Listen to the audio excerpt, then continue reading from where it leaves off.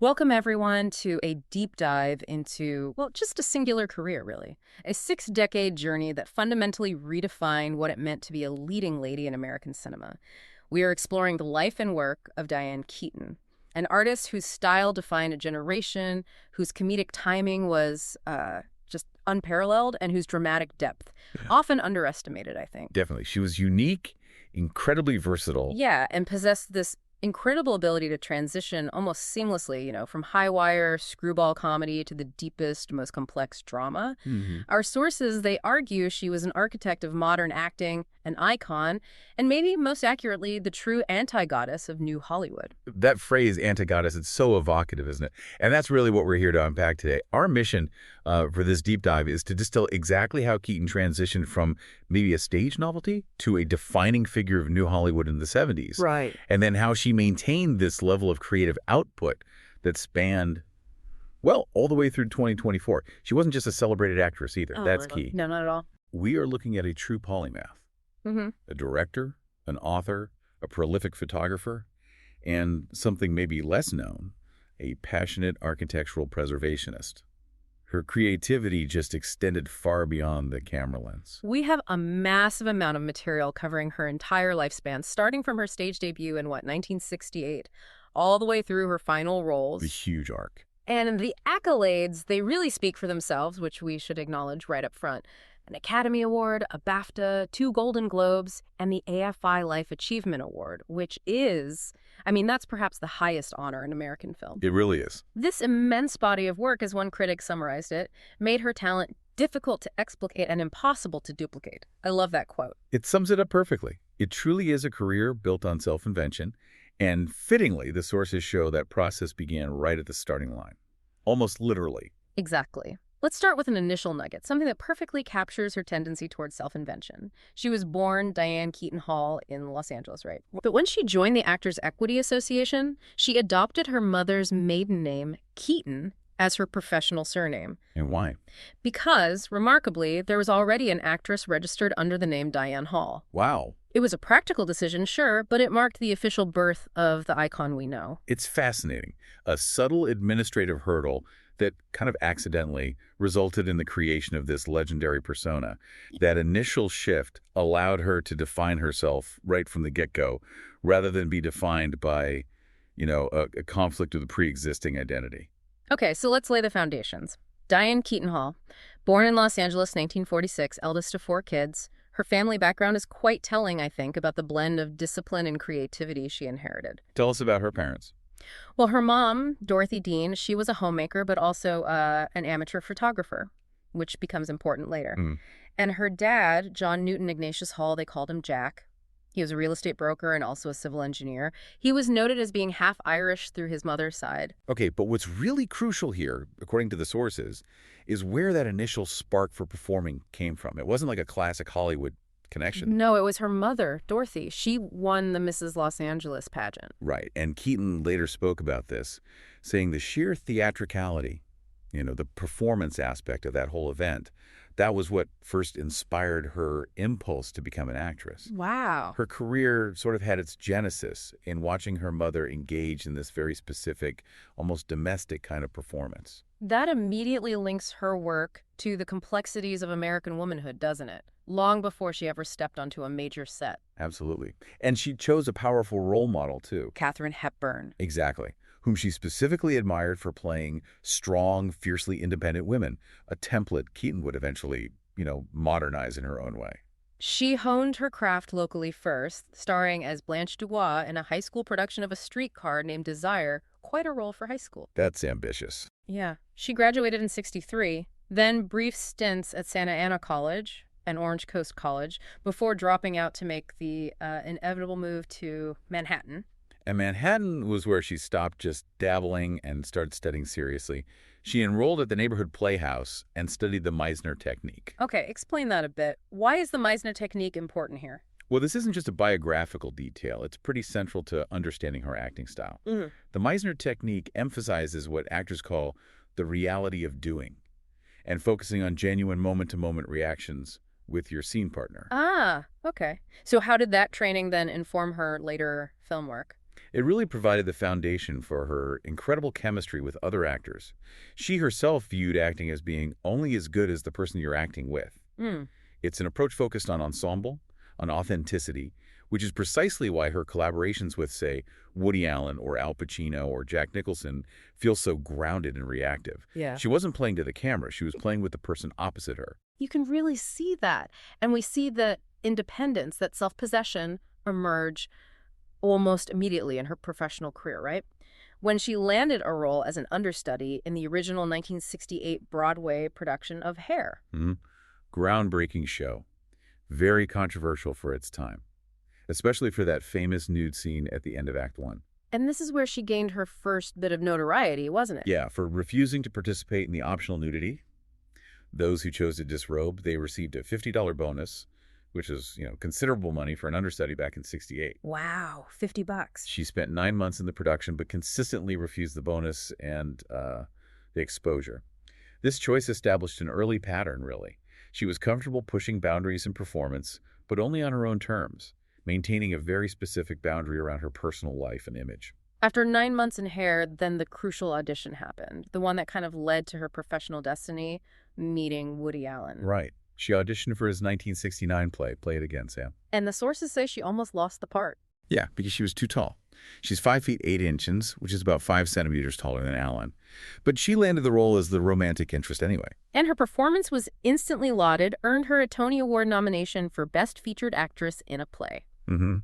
That initial stage success really solidified the foundation for what would become one of the most significant director-muse partnerships in modern cinema. She then transitioned pretty quickly to screen work, making her film debut in a small role in Lovers and Other Strangers in 1970. Gotta start somewhere. Exactly. Paid the bills like any aspiring New York actor, right? Even appeared in a deodorant commercial for Hour After Hour. Caustic. And snagging guest roles on popular TV shows like Love, American Style, Night Gallery, Mannix. She was building momentum right as the whole structure of Hollywood was collapsing and reforming into that 1970s new Hollywood. The timing of her career ascension, it just couldn't have been more perfect, really. As she entered the film world, directors were actively looking for actors who felt real, authentic. They were moving away from that manufactured glamour of the old studio system. And she delivered exactly that authenticity. Her breakthrough came almost immediately with Francis Ford Coppola. Which was, of course. Kay Adams and The Godfather, 1972, and The Godfather Part 2, 1974. I mean, what an entry point into cinema history. Monumental. Absolutely. And Coppola cast her specifically because he wanted that kooky actress reputation she had.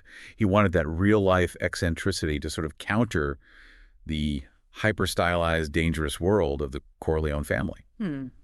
Initially, she found the experience kind of mirrored her character's situation, being the woman in a world of men, surrounded by these legendary male actors and a highly intense director. That environment, that hypermasculinity and heavy dramatic pressure must have been incredibly intense for a relatively new screen actress. It was. And the sources reflect her initial skepticism about the role, actually. Kay, in the first film, she's often kind of relegated to the background, isn't she? Representing the civilian world Michael Corleone is leaving behind. Yeah, she's the outsider looking in. Exactly. However, she found the evolution of Kay in Part 2 much more fulfilling. Apparently, she initially resisted reprising the role. Really? Yeah, but then found the character much more substantial as Kay became visibly disillusioned, outspoken about the criminal empire and its collateral damage. Her performance in the second film, especially those scenes confronting Michael, they showcase this quiet fury. It's powerful. Yet, despite the massive exposure these films provided, the critical assessment was kind of mixed at first, wasn't it, for her performance? Very much so. Time magazine, for example, suggested she was invisible in The Godfather and pallid in The Godfather Part 2. Ouch. Yeah. I think the critics expected an actress in that world of men to either be a femme fatale or, a pure victim. Keaton was neither. She was the conscience, the outsider perspective. That makes sense. Which is why the counterpoint from Empire magazine is so sharp, calling her the quiet linchpin. She brought the necessary humanity into this world defined by brutality, providing the moral scale against which Michael Corleone's actions were judged. And while The Godfather cemented her gravitas, her collaborations with Woody Allen were simultaneously establishing her as the definitive comedic voice of the decade. She was his muse throughout his early formative directorial years. Yeah, acting in the film version of Play It, again, Sam, then Sleeper, Love and Death, Manhattan, The list goes on. She provided the perfect, slightly neurotic foil for Alan's self-obsessed characters, didn't she? Absolutely. Their chemistry was just instantaneous, blending that physical comedy with rapid-fire, intellectual dialogue. She really mastered the art of playing intelligent anxiety. This all built toward 1977, the year that truly defined the modern Keaton persona, Annie Hall. The big one. Yeah. This performance won her the Academy Award for Best Actress and just changed cinema. The character, Annie Hall, was famously based loosely on Keaton herself. Annie was her nickname, Hall was her original surname. Alan called the character an idealized version of Keaton, capturing her mannerisms, her self-deprecating humor, her conversational tics, those little whirlwinds of semi-logic. That performance was truly revolutionary, wasn't it? Particularly for female representation on screen. Alan famously described it as watching a nervous breakdown in slow motion. Yeah, and film critic Molly Haskell coined that defining term, labeling her the anti-goddess, Yeah. the insecure bungler she is. We need to pause on this concept of the anti-goddess. Okay. Because traditionally, a leading woman in Hollywood was either, unattainable glamour or sort of melodramatic tragedy. Keaton played the intellectual, anxious, awkward, and yet lovable mess. She really reflected the complexities of that second-wave feminist era, didn't she? Where women were gaining intellectual and professional independence, but were often still wrestling with crippling insecurity about relationships, career, self-worth. Exactly. She resonated because she normalized the flawed complexity of women who were smart but messy. Premiere Magazine later ranked it among the 100 greatest performances of all time, specifically noting that the genius was playing someone awkward, self-deprecating, speaking in endearing little whirlwinds of semi-logic. She just captured the ambivalence of that new generation of American women. And nothing cemented her status as a cultural icon quite like the fashion. The wardrobe in Annie Hall, the vintage men's clothing, the neckties, the vests, the baggy pants, the fedoras. It became instantly iconic. Totally. And apparently she brought some of her own clothing to the production, reflecting a tomboyish style she already favored. It was an incredible accident of style, almost. She made the choice to favor comfort and this intellectual aesthetic over the traditional 1970s screen siren glamour. And the sociological impact was profound. Her look, often described as masculine or androgynous, it normalized men's clothing and pantsuits for women in mainstream fashion. It was like a visual rejection of Hollywood's imposed femininity. Even decades later, that style remained her signature, didn't it? I remember reading a 2005 profile that noted she was easy to find. Look for the only woman in sight dressed in a turtleneck. Yes. Her unique style was just central to her public identity. It became a symbol of nonconformist confidence. But the danger of such a huge breakout role is being permanently boxed into a single type, right? So to avoid being only the ditzy muse, she made a strategic, kind of shocking pivot that very same year, 1977, taking on the dark, complex lead role in Looking for Mr. Goodbar. This was such a brilliant move to control her career narrative. She played Teresa Dunn, a Catholic school teacher for deaf children who led this dangerous double-life frequenting singles bars. Or talk about a switch from Annie Hall. Exactly. She moved from that lighthearted intellectual comedy to this exploration of self-destructive female sexuality. She was drawn to the role specifically as a psychological case history. And the critical reception confirmed her strategic genius, didn't it? Critics, who were kind of tired of restricted female roles, saw this as her declaring serious intent. Time magazine noted that she dominated the raunchy, risky, violent dramatization. Yeah, and Andrew Sarris, a highly respected critic, he analyzed her career trajectory at that moment and proclaimed her clearly the most dynamic woman star in pictures. That simultaneous success, the comedic triumph of Annie Hall, and the intense dramatic lead in Goodbar was established right there in 1977. It secured her versatility for the next 2 decades. The 70s weren't just about acting for her, though. The decade also saw her explore these non-acting passions that would really define her later life. Yes, absolutely. She had apparently a lifelong ambition to be a singer. Really? Yeah. And while a solo album in the 70s never materialized, she did feature her singing act prominently in films like Annie Hall and later Radio Days. I remember those scenes. And crucially, she seriously explored photography, a hobby she learned from her mother, remember? Right, the amateur photographer. Exactly. Her initial fascination led to her first collection, Reservations, published in 1980, which featured these haunting, beautiful photographs of deserted hotel interiors. She described the process of seeking out these empty spaces as an adventure. Hmm. It's an early clue, I think, to her lasting fascination with architecture and preserved history. You see the connection starting there, 1980, 1999. Okay, so as we move into the 1980s, Keaton made a pretty deliberate shift, didn't she? Largely pausing her work with Woody Allen to focus on establishing herself purely as a serious dramatic star. Mm-hmm. This included her next major undertaking, the 1981 historical epic Reds, directed by and starring Warren Beatty, with whom she was romantically involved at the time. Yeah, and this film was just monumental in its scope and subject matter, chronicling the life of American journalist and communist John Reed. Keaton played his partner, the journalist and feminist Louise Bryant. And the sources detail that the film was notoriously difficult to make. Oh, incredibly so.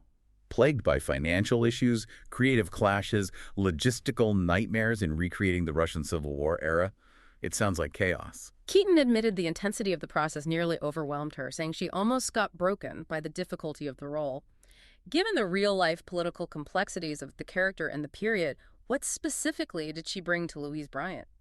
I think she brought accessibility. She described Bryant as the every man of that piece. She had to portray this radical, intelligent woman navigating immense political upheaval while maintaining this highly complex, tempestuous personal relationship. And critics saw her rise to the challenge. They did. The New York Times called her nothing less than splendid, noting her ability to ground the epic scope with genuine human emotion. And Roger Ebert, he praised her specific attributes: plucky, healthy, exasperated, loyal, and funny. Quite a combination. Yeah.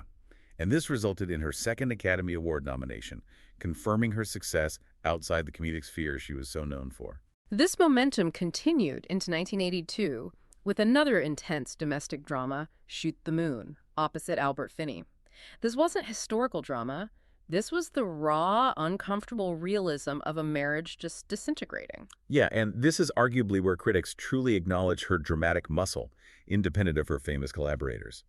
The influential critic Pauline Kael was effusive, stating that Keaton's performance had moved on to a different plane. Wow, high praise from Kael. Absolutely.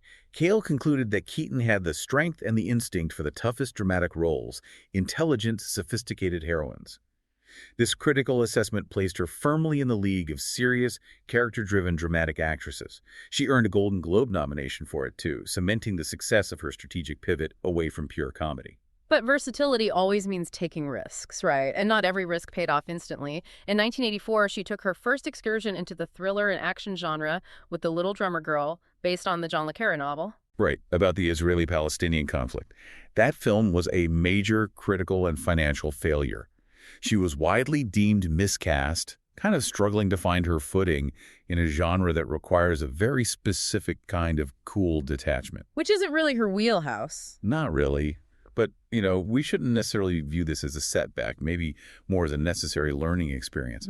It proved that her strength lay in psychological complexity and character dialogue, not espionage thrills. Good point. And she recovered quickly that same year with Mrs. Soffel. Exactly. She received positive reviews for playing this deeply repressed prison warden's wife who finds love with a convicted murderer, back in her complex character zone. The late 80s then saw her embrace a sophisticated return to mainstream comedy, largely thanks to her first collaboration with writer-producer Nancy Meyers. Baby Boom in 1987.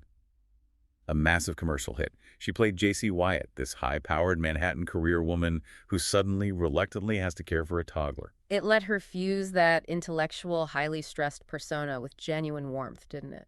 Perfectly. Kael again praised this return, calling it a glorious comedy performance, where Keaton kept the audience alert to every shade of pride and panic. It was like a magnificent, updated version of her nervous comedic self, now grappling with modern corporate womanhood and maternity. Then the 1990s brought the family comedy era. Although she started the decade with a commercial disappointment, The Lemon Sisters, she hit major commercial gold opposite Steve Martin in Father of the Bride in 1991. Huge box office success, though the sources note her casting wasn't automatic. Apparently, studios were nervous following the commercial failure of her 1988 film, The Good Mother. Ah, right. But the role of Nina Banks, the calm, grounding maternal presence, it just fit her perfectly. And she reprised that role in the 1995 sequel, Father of the Bride Part 2, where Nina Banks becomes pregnant in middle age at the same time as her daughter. Yeah, and that sequel provided a significant commentary on middle age and motherhood that really resonated with audiences.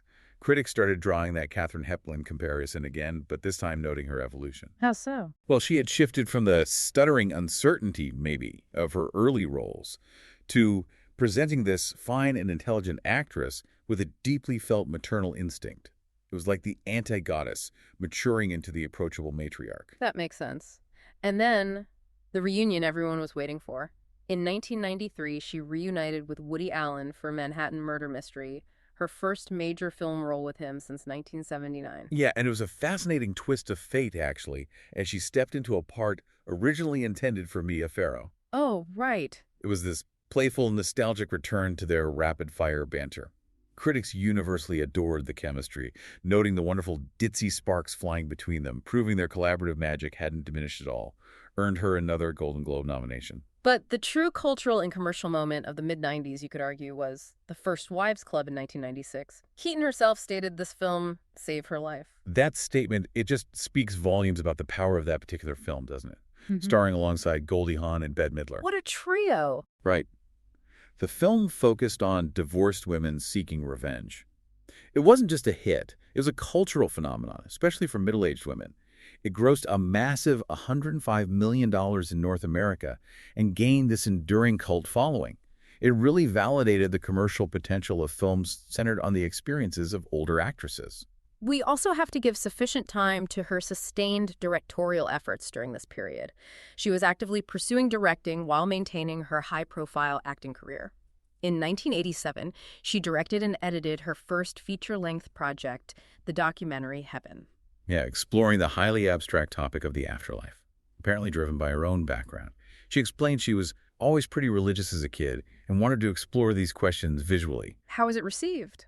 The critical reaction was mixed, but the subject matter links directly to her deep internal search for meaning, a theme you often see in her non-acting pursuits. And she didn't stop there with directing. She directed music videos, including Belinda Carlisle's massive hit, Heaven is a Place on Earth. I remember that video. Right.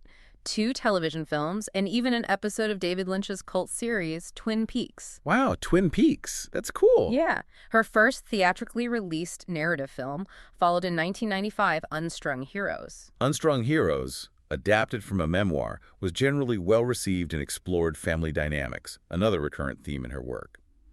Interestingly, she shifted the setting from New York to her childhood Southern California, suggesting she was drawn to material that allowed her to explore her own history and aesthetic sensibilities. This directing portfolio, it really shows a clear commitment to working behind the camera, not just relying on her acting fame. Definitely.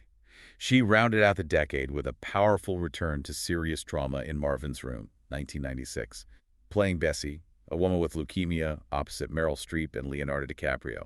This performance secured her 3rd Academy Award nomination. The sources highlight the intense preparation she undertook for this role. Yeah, she noted the biggest challenge was truly understanding the mentality of a person facing a terminal illness. But rather than focusing purely on the physical suffering, she achieved this depth by emphasizing the complex, decades-long estrangement and reconciliation with her sister, played by Streep. It created a performance focused on emotional realism and those complicated family ties. 2020-24. Okay, the turn of the millennium. It was marked by some significant professional turbulence for her, wasn't it? In 2000, she directed herself in Hanging Up. How did that go? Met with poor reviews and only modest box office returns. But the real reputational and financial hit came in 2001 with the notorious failure of Town and Country, co-starring Warren Beatty again. Oh, I remember hearing about that one. It was a disaster. Absolute definition of a Hollywood fiasco, plagued by production delays, reshoots, a staggering budget estimated at $90 million. It ultimately grossed only $7 million in North America. Peter Travers captured the sentiment, writing that the film was less deserving of a review than it is an obituary. Such a public failure, it severely damaged the careers and reputations of its highly visible starry cast. Yet, consistent with her career pattern, failure never defined her for long. Her true, definitive resurgence came in 2003 with yet another Nancy Meyers collaboration, Something's Gotta Give, co-starring Jack Nicholson. Yes. This was more than just a box office success. It felt like a cultural correction. It absolutely was. The film grossed $125 million, which was a remarkable success considering the internal pushback Nancy Meyers faced when pitching it. Meyers recalled that no one wanted to see people of a certain age be sexy. This film just proved the industry wrong. It validated the audience appetite for sophisticated romances centered on older characters. And Keaton, who played a middle-aged playwright involved with Nicholson's character, she challenged the industry's ageism directly, didn't she? She did. She stated that people their age are much deeper, much more soulful. Why shouldn't they fall in love? The film captured that messy, soulful dynamic beautifully, earning her a 4th Academy Award nomination. It really gave her the definitive role of the mature, desirable, intelligent woman. Following that success, she continued her run of successful mature comedies, notably The Family Stone in 2005, playing a family matriarch and breast cancer survivor. Yeah, and Peter Travers praised her ability there, calling her a sorceress at blending humor and heartbreak. She really cemented her position as the dependable, complicated heart of these family ensembles. That being said, the late 2000s did see her star in a series of comedies that were critically, well, savaged. Because I said so, in 2007 even earned her a Golden Raspberry nomination. Ouch, a Razzie. Yeah, followed by Mama's Boy and Smother. It shows her willingness, maybe, to navigate the less prestigious genres, seemingly comfortable taking risks even when the material was uneven. But her commercial relevance proved enduring. Her commercial strength returned significantly with 2018's Book Club. That was a massive, unexpected hit for a non-voice role since something's got to give. Right. It grossed over $100 million worldwide and led to the 2023 sequel, Book Club, The Next Chapter. These films resonated deeply by addressing the late-life sexual and emotional awakening of women, proving her continuing ability to find roles that speak to the evolving complexities of aging. Beyond the screen, her career portfolio continued to expand wildly during this later period, showcasing those polymath interests we talked about. She acted as an executive producer on the Gus Van Sant drama Elephant in 2003 about a school shooting. Yeah, and that production choice wasn't accidental. She stated that working on Elephant forced her to think deeply about her responsibilities as an adult, linking her creative choices to societal concerns. Interesting. She also utilized her recognizable voice talent, playing Dory's mother, Jenny, in Pixar's 2016 global hit Finding Dory, which grossed over $1 billion worldwide. Wow. And she even ventured into prestige television, playing Sister Mary Ignatius, a nun, in the HBO limited series The Young Pope in 2016. Talk about versatility.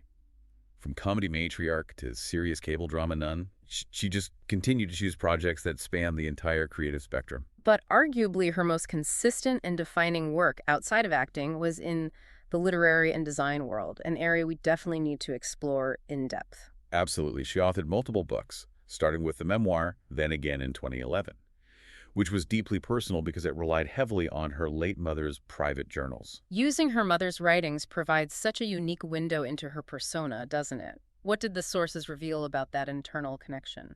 Well, the journals allowed Keaton to explore the complexity of her relationship with her mother and her own identity. There's one entry from her mother's journal that summed her up perfectly. Diane is a mystery. At times, she's so basic, at others so wise, it frightens me. Wow, that's illuminating. Isn't it? Because it reflects that paradox Keaton projected professionally. The blend of highly intellectual insight with awkward, almost childlike vulnerability. The memoir really cemented her public image as someone constantly searching for self-understanding. She followed that with, let's just say, It Wasn't Pretty in 2014, and numerous books focused on her design interests. Photography, art collections like clown paintings, Saved, and architecture books. Which brings us to her deep passion for architecture. It transformed into a professional pursuit. Yeah, and this wasn't just aesthetic appreciation, it was activism. She became a serious enthusiast of Spanish colonial revival architecture. She dedicated enormous energy to campaigning with the Los Angeles Conservancy to save and restore historic buildings, including the Frank Lloyd Wright-designed Ennis House. This was conservation through real commitment. And she didn't just advocate, she turned it into a business, becoming a real estate developer focused on renovating and reselling mansions. Right. Madonna was famously one of her clients, purchasing a $6.5 million Beverly Hills mansion from Keaton back in 2003. No kidding. Yeah. And she meticulously documented her findings and aesthetic interests through books like California Romantica, The House That Pinterest Built, and House. She really lived this passion. Commercially, she maintained a high public visibility during this time, too. Serving as a contributing blogger for the Huffington Post starting in 2005, becoming the face of L'Oreal in 2006. And importantly, she took a public and consistent stand against plastic surgery, believing her face needed to reflect her internal life. She was dedicated to authenticity, stating, "I'm stuck in this idea that I need to be authentic." That public stance really reinforced the anti-goddess image, didn't it? Embracing natural aging in such a youth-obsessed industry. Absolutely. Her final creative venture came very late in her career, showing that lifelong ambition to sing never died. After decades of occasional singing roles in films, she released her first ever solo single, the Christmas song, First Christmas, Huh. in November 2024. Just months before her passing, truly closing the loop on a full creative life. And her final screen appearance was in the 2024 comedy film Summer Camp, illustrating her commitment to working in the genre she helped define until the very end. So when we look at the totality of the sources, the terms used to describe her are incredibly consistent. A treasure, a style icon, and certainly one of the great American actresses from the heyday of the 1970s. The New York Times accurately tracked her professional evolution from Alan's ditzy foil to a gifted and erotically nuanced character actress in the 80s, and finally an appealing maternal figure, a woman's woman with a sexy edge in the 2000s. Her legacy, I think, is fundamentally defined by internal contradiction, paradox. She consistently played the complex, modern American woman, a paradox of self-doubt and assurance. Peter Rainer summarized her unique gift perfectly as her ability to be grave and goofy all at once. Grave and goofy, I like that. That blending of humor, intelligence, vulnerability, and insecurity became the authentic, messy trademark that audiences just connected with. And her greatest collaborator, Woody Allen, provided the technical distinction for her comedic genius, didn't he? Calling her, with the exception of Judy Holliday, the finest screen comedian we've ever seen. High praise. But he made an important clarification about how she achieved this humor. Which was? He stressed that her comedy was all character comedy, not based on one-liners or physical gags in the traditional sense. This means her humor stemmed intrinsically from the deeply flawed, neurotic persona she inhabited. It wasn't about delivering a punchline, it was about the audience understanding her specific anxiety or misplaced logic in a given situation. That's a key distinction. It is, because it explains why she could switch so seamlessly between high comedy and deep drama. The foundation was always character, not just technique. That persona secured her the highest honors late in life, including the Film at Lincoln Center Gala Tribute in 2007 and the AFI Life Achievement Award in 2017, which was fittingly presented to her by Woody Allen, solidifying the importance of their lifelong professional relationship. We should also touch on the personal connections that anchored her career, particularly her 3 high-profile romantic and professional relationships, starting with Woody Allen. Right. Their relationship turned romantic after they met during rehearsal for Play It Again, Sam. They briefly lived together, but their romantic involvement became more informal by 1972, even while their creative partnership was reaching its absolute peak. Their ability to pivot from romance to enduring, highly productive friendship is pretty remarkable in Hollywood, isn't it? It really is. They went on to work together successfully on 8 films, demonstrating this mutual respect that transcended their personal history. She also had an intense on-again, off-again relationship with her Godfather co-star Al Pacino that lasted through the filming of The Godfather Part 3. And she had such high praise for him, calling him simply the most entertaining man with a killer face. You can feel the connection there. Yeah. And then there was Warren Beatty, whom she dated when they filmed the ambitious epic Reds. The sources note that the relationship was severely tested by the immense strain of the film's chaotic production, and it ended shortly after wrapping. Yet, like Allen, they remained lifelong friends. There's a pattern there. There is. And the sources suggest this famous ability to remain friends with ex-partners speaks not just to personal chemistry, but perhaps a strategic maturity keeping important collaborators close, valuing professional synergy maybe above personal pain sometimes. In her 50s, she made the highly personal decision to become a mother, adopting 2 children, a daughter in 1996 and a son in 2001.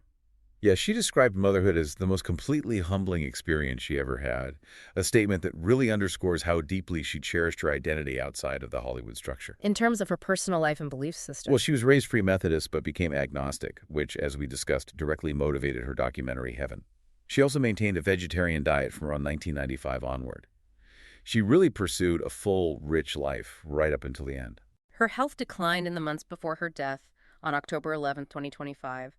At age 79 in Santa Monica, California.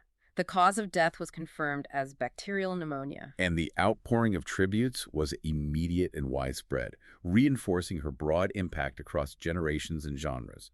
Woody Allen, Her lifelong partner in creativity wrote a powerful remembrance calling her unlike anyone the planet has experienced. Oh. And Nancy Myers wrote that they had lost a giant. The fact that co-stars across comedy, drama, family films, from Pacino to Hahn, Midler, Steve Martin, all paid tribute, shows how deep her connections ran across the entire industry.